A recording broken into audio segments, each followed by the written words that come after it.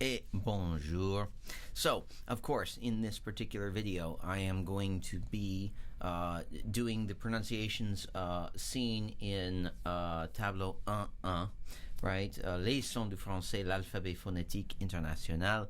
I'm going to be repeating the symbol first and then the word that goes along with it.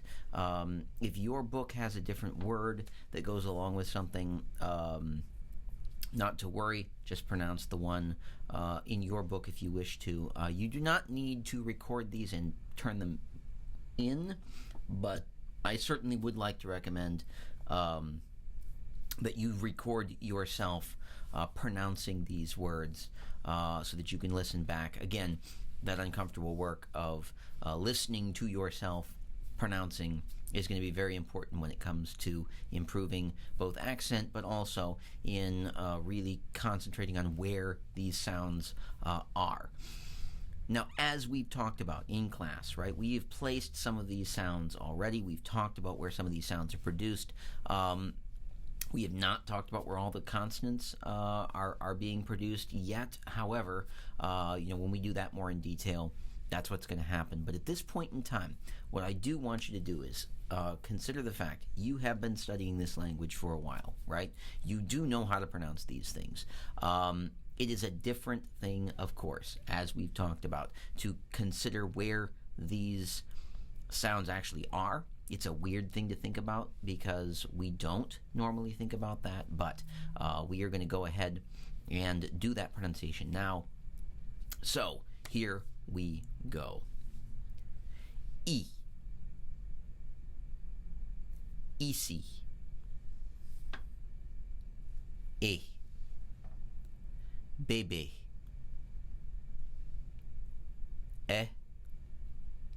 Belle. A. Papa. A. Pâte. U, tu, e, pe, peur, ou, tout, au, trop,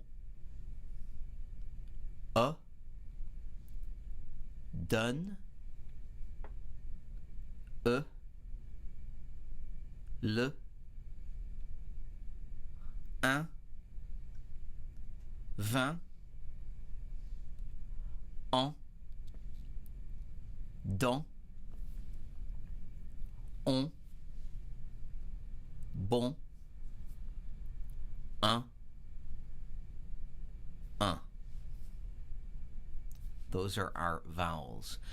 If you need to, go back to the beginning of that portion of the video and repronounce some of those vowels, especially when you want to make distinctions between the a as in papa and the a as in pat.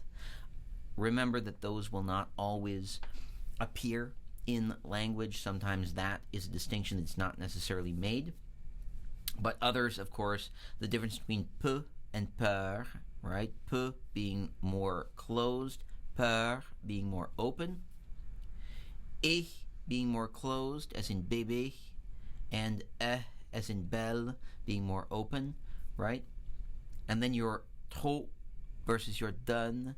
So trop being more closed, your donne being a little bit more open, right?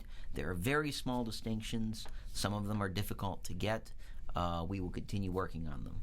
So now, on to our consonants, right? So we've got our p, as in papier, our b, again, as in bébé, t, tentative, t, de, Dordogne, que, coquille, g, gorille, f,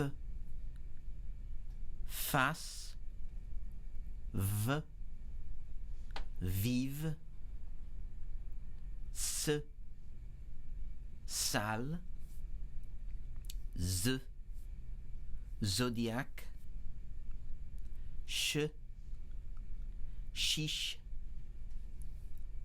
je, gitan, le, les, rare. You may also hear r pronounced without that roll in the middle of some words. For example, peur. We don't really hear peur, right? We hear peur, and so we hear more of a at the end, but r, right? R and sort of a silent, almost R sound are both acceptable. So, again, peur, rare. You'll hear there's a bit of a difference there. Marmite.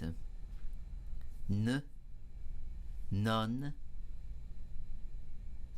gne, vigne, ing, parking.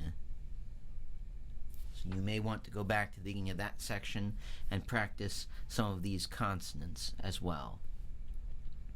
Our semi-voyelles, we only have 3 of them, but they are important. We have our y, as in y. We have our v, lui. And then we have our w, as in louer. The difference, lui, louer, lui, louer, lui, louer.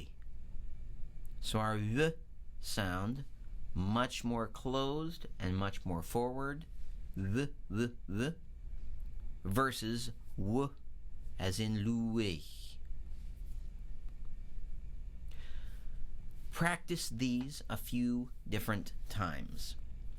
Continue reading through some of these, and just get used to, right, the differences. We will have another video at some point in the near future where we will do a few different consonant sounds, one pronounced the way that the French pronounce them and one the way that American standard pronunciation happens. Differences between things like papier and paper, so we can feel sort of the fundamental difference in the way that we pronounce, the way that we use air. Those are going to be important things. So, for the moment, this is going to be sufficient for our particular video, and I will allow you to get back to continuing to pronounce.